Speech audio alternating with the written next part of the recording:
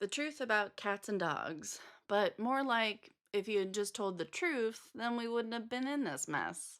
I'm Farrell, and I'm watching one romance movie from the 1990s every day for the month of May. So let's get into it.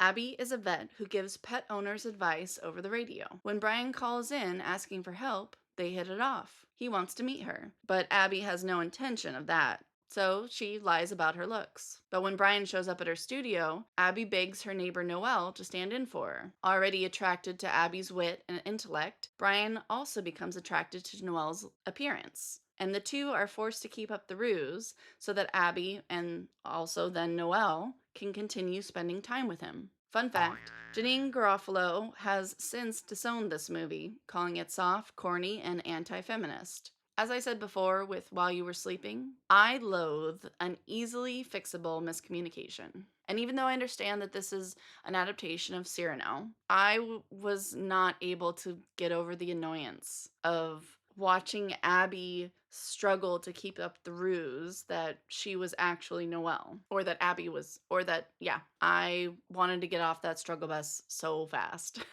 On top of that, you've got Uma Thurman, who I normally really enjoy her performances and things, but for whatever reason, her character was just super annoying in this movie. Both women are beautiful, and both of them are just insanely and unnecessarily insecure. And I can totally see why Janine Garofalo was calling this movie anti-feminist. It just paints women in not necessarily the best light. And I didn't understand why Noelle kept calling herself dumb.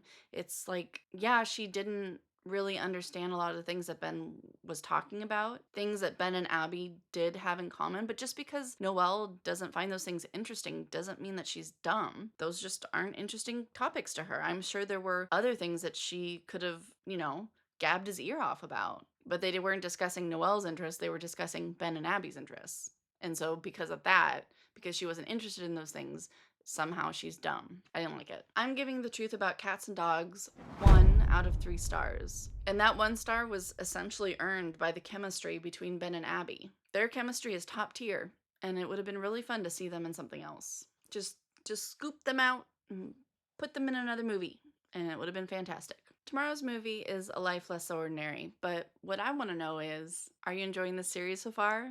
Is it kind of like a blast from the past? Let me know in the comments, and I'll see you tomorrow.